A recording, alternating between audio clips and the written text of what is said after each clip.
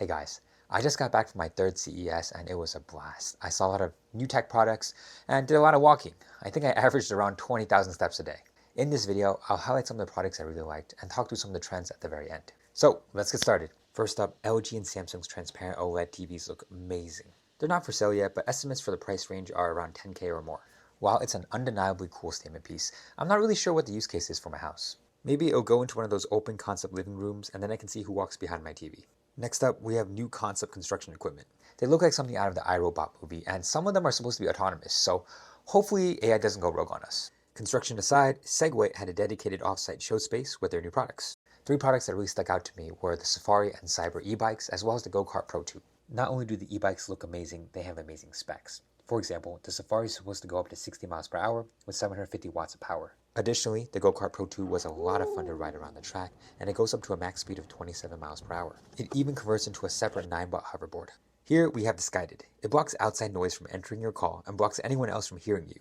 It uses passive jet engine silencing tech backed by Airbus and works surprisingly well at drowning out noise. The only downside was that the mic sounded a bit low quality. There was a lot of crackling, a bit muffled, but hopefully that will get all sorted out and upgraded by the time the Kickstarter campaign ends. The Bluetooth version will retail for about $300. Moving on, we have the Mui Board, and that's just it. It's a wooden board that you can draw on, and it's meant as a smart controller for your house. I just think it's beautifully designed and would love to have one in my home. Its creators are Japanese and it definitely fits with the Japanese style of interior design. Alright, next up we have concept cars. There are so many this year and my hope is that one day I'll eventually own one of them. Many of these are strictly just that, concept cars, but I wanted to show you a few cool ones anyway. Also, there's a brand of cars that I have never heard of before called Mullen, and they have this really cool $200,000 electric car releasing sometime in the next few years that will go 0 to 60 in 2 seconds. So, drones have really evolved over the last few years, and now we have drone soccer. It's kind of like Quidditch, where you have to fly your drone ball through the hoop. Apparently there are teams playing this already, and the United States has their own league. It's pretty cool stuff, and maybe this will be at the Olympics one day. I also saw a lot of cool gaming setups and keyboards. There was this one in particular from LibTab that had speakers that could go up and down, and a built-in drink cooler. And here are a couple really cool keyboards that I saw with some beautifully designed keycaps.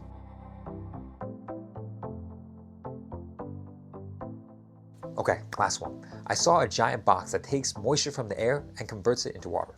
I saw a few companies doing this, but the one that really caught my eye was on the showroom floor. It was called the Water Cube by Genesis Systems, and I think it costs around 20K. The home model is supposed to produce around 100 gallons per day, but that depends on humidity.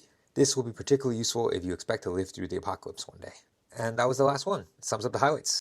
Now, let's do some trends. First up, we have AI.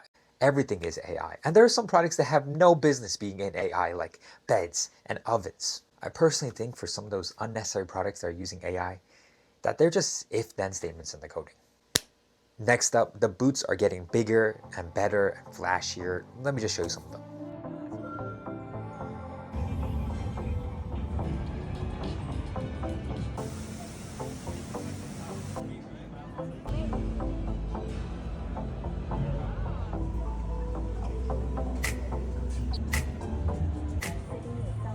What I learned about CES is that it's also a marketplace for buyers to meet sellers. It's not just about showcasing new tech. I saw a lot of OEM manufacturers pitching their products to buyers all across the world. For example, I saw a Chinese OEM company pitching these power banks.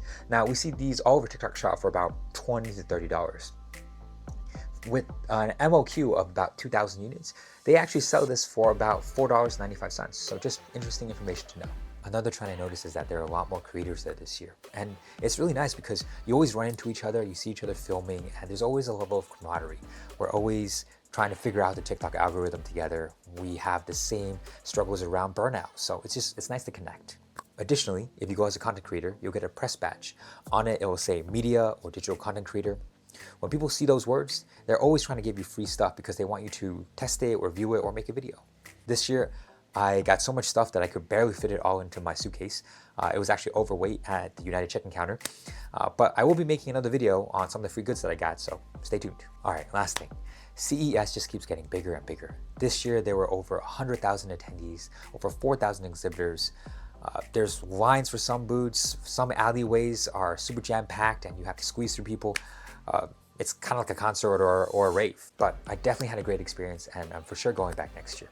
That pretty much covers the highlights from CES as well as some of my thoughts on the show. If you found this informational, it would really help the channel if you subscribed. Other than that, I want to thank you guys for watching and I'll catch you for the next video.